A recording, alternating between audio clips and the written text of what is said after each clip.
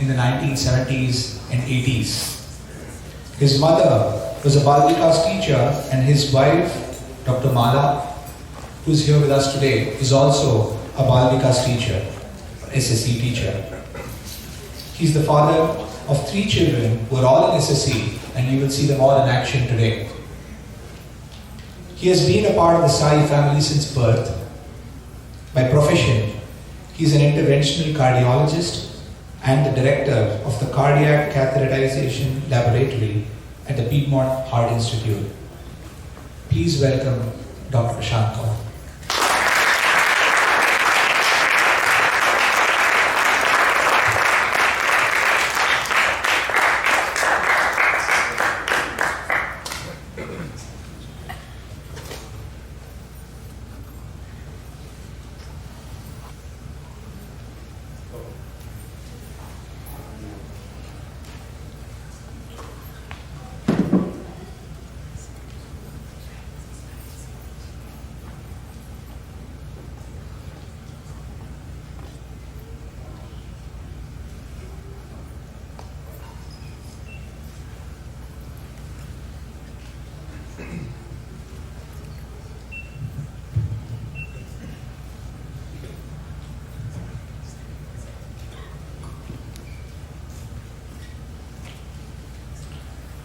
My humble salutations to the Divine Teacher, Bhagwan Sri Sai Baba. Respected elders, brothers, sisters, teachers, parents, and dear children, Jai Sai Ram. Having obviously failed on my previous attempts to free myself from this cycle of birth and death and rebirth, I was born this time to a Kashmiri Hindu family in London. And perhaps to sort of help me on this edition of my journey, I was fortunate to be born into a Sai family. My father was very involved in the Sai organization in London and UK in the 1970s when it first started. And my mother was a Bal Vikas teacher, as you've heard. You have probably seen both of them in the center on previous occasions. They happen to be out of the country right now, so are not here today. And perhaps again to help me along this journey, they named me Prashanth to remind me of Prashanthi Nilayam, to serve as a compass on my journey. And so this is sort of where it started for me. And so I grew up in this environment into a Sai family. But really, I think that's only part of the recipe for a spiritual journey. Having an environment created for spiritual upliftment is only part of the recipe. And I'm reminded of an incident that happened many years ago. I was about 15 years old, about the age of the children here today. And each year we used to travel to Puttaparthi. During our summer holidays at school, we used to travel to Prashanthi Nilayam. And one year I was with a group of boys, there were about 10 of us, and we were fortunate enough to form a group, and we were taking darshan. And for the 2 weeks that we were there, Swami was very generous with his grace on us, and every day he would speak to us, or he would call us in for an interview, or there would be some connection. So one day we were sitting outside, and he came to our group and he said to us, you know, all you boys, I'm going to call you in tomorrow. I will speak with all of you tomorrow. So of course we're over the moon, we're ecstatic, we're very excited. And so what we decided to do is to go outside to the shops and buy all sorts of pictures and books, because we knew that we would have an opportunity for his signature or his autograph, because he was our superstar. And so we did that, And the next day came, and of course, true to his word, he called us in. And we're all seated there around him, and all of us are clamoring to him, and one of the boys is giving a picture of him, and Swami's signing the picture, and another one's giving a book and signing the picture. And I was seated a few rows behind. I was one of the younger boys in the group at the time. So I was seated a little bit behind, and so I couldn't quite reach to him with the picture that I had bought. So I gave it to one of my friends in the group, who then offered it to Swami for his signature.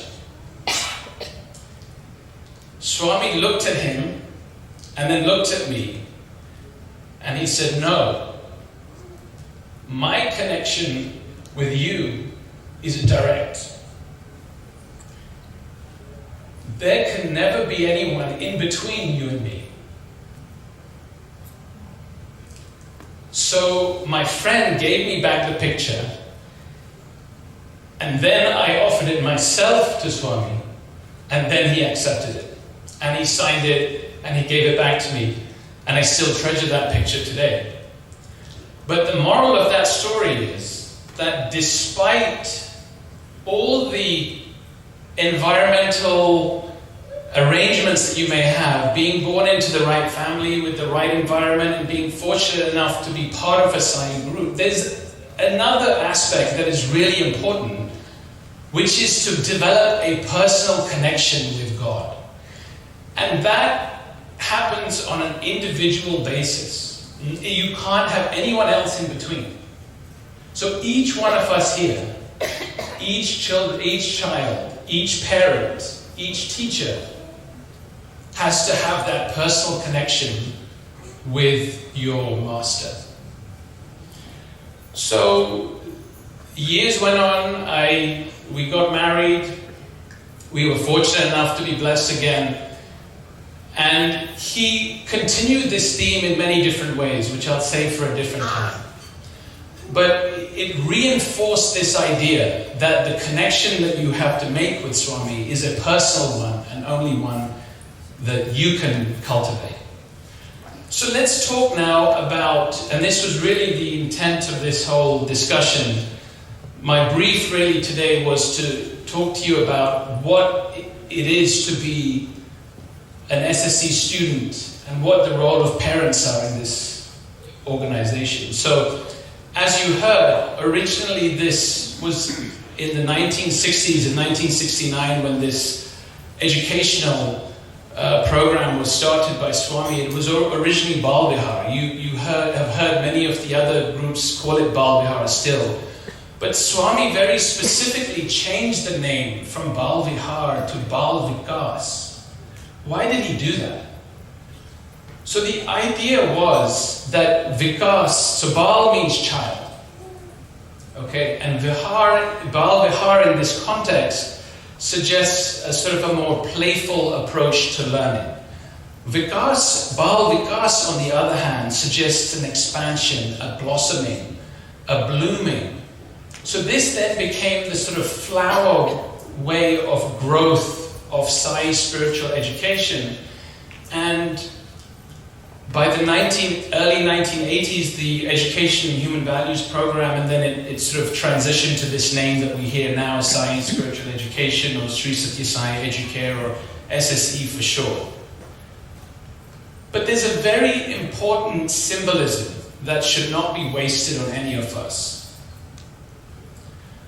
And that is, if for those of you that have been to Puttaparthi, who have been to Prashanthi Lim, right in the center of the ashram is this stupa, this Sarvadharma stupa. It's shaped in the form of a lotus. And you'll see time and time again in the emblem of the organization, everywhere you look, is this lotus flower. And there's a very, very deep symbolism for this. It's not by chance that this is chosen as the symbol of the educational organization and for the organization as a whole. The idea is that out of muddy, dirty waters, often unpleasant waters, this lotus, this beautiful lotus, is able to grow from the mud, from these dirty waters, and blossom into this beautiful flower, completely untouched by the impurities around it. And so this lotus then becomes a metaphor for purity, for spiritual awakening, for this journey towards self-realization.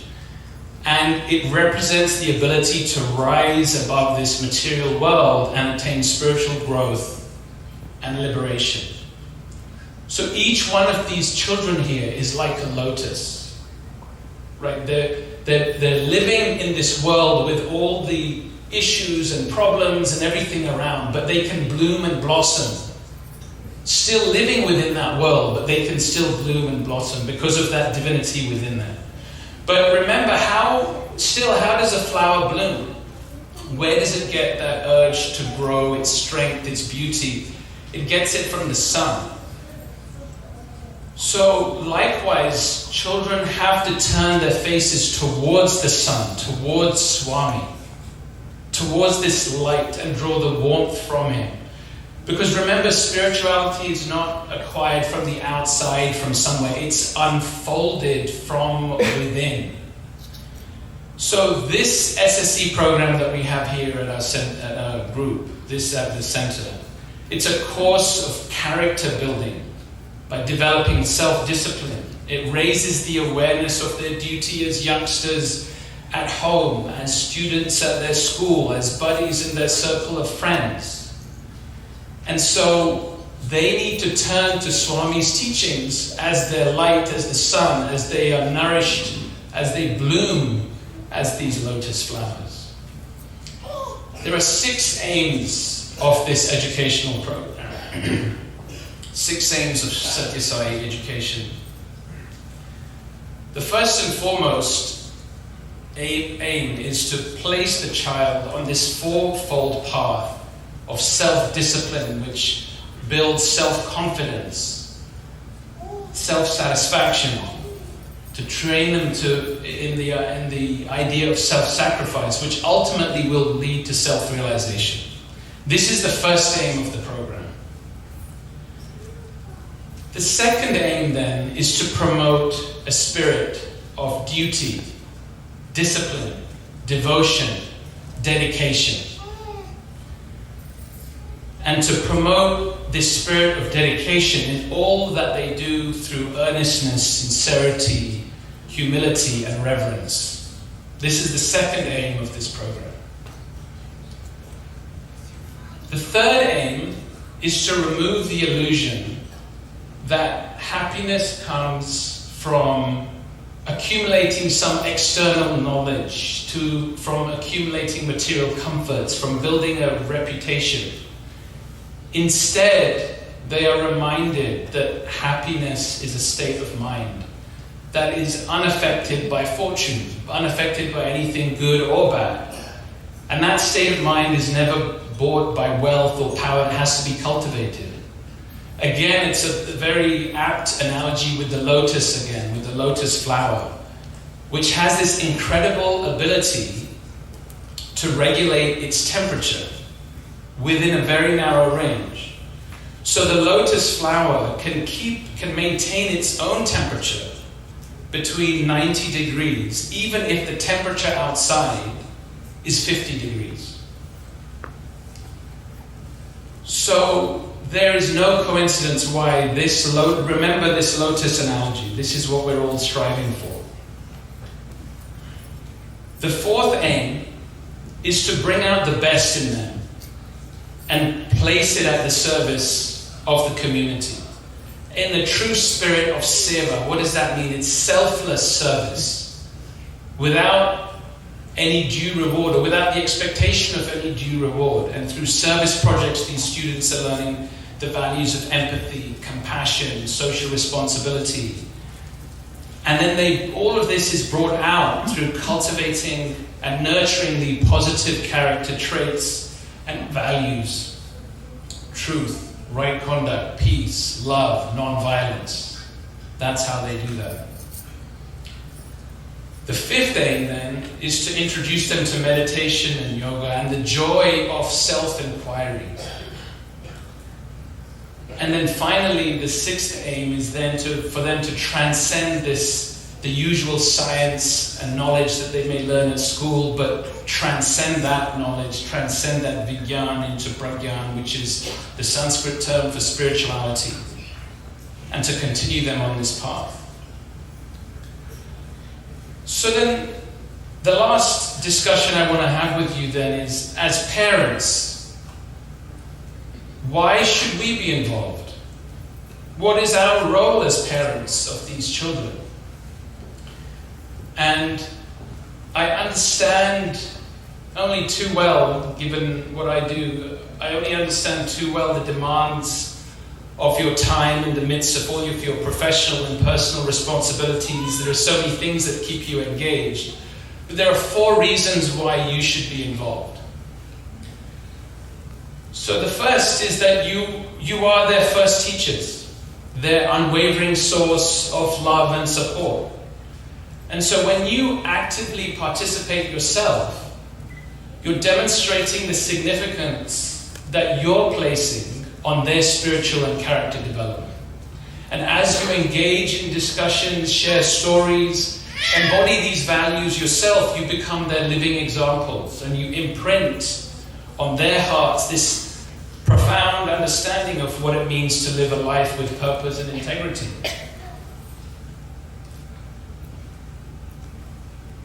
Secondly, it strengthens your bond, right? Your involvement with this center strengthens the bond between you and your child. When you jointly explore these spiritual principles and the application of these values in daily life, you're creating a sacred space for open dialogue and understanding.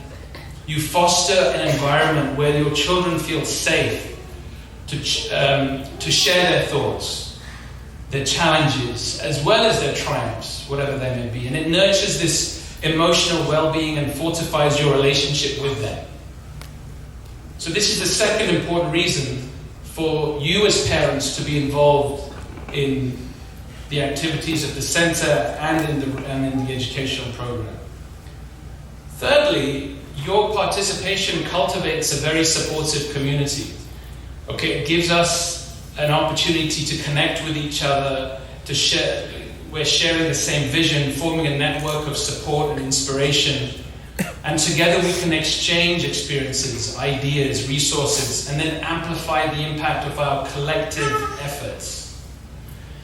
And then through this collaboration, we'll create a vibrant ecosystem where the seeds of spirituality and character flourish in the hearts of these children. But perhaps most importantly, by actively engaging in your child's spiritual and character development, you're gifting them with an invaluable treasure, a solid foundation in life. It's probably the most important gift that children can give to their that parents can give to their children, which is the ability to stand up on their own 2 feet and become important members of the society and uphold the principles of Swami's teachings. That is the most important gift that we can give our children. And so the lessons learned and the values instilled will serve as their compass, guiding them through the highs and lows of this journey that they're on, because there will be highs and there will be lows. And so it's an investment that will empower all of them to navigate these complexities of the world. So finally, I'll say that you cannot outsource your child's spiritual development. So instead, take this opportunity. Embrace the power of your influence. Remember, children end up being brainwashed products of their parents. They follow your lead. They follow your example. And so you are able to influence them, to nurture their spiritual and their character growth. It's a transformative journey for all of us, for the children, for the parents, for the teachers, for everyone. And so remember, each child is like a lotus. rising from muddy waters, waiting to blossom into human excellence.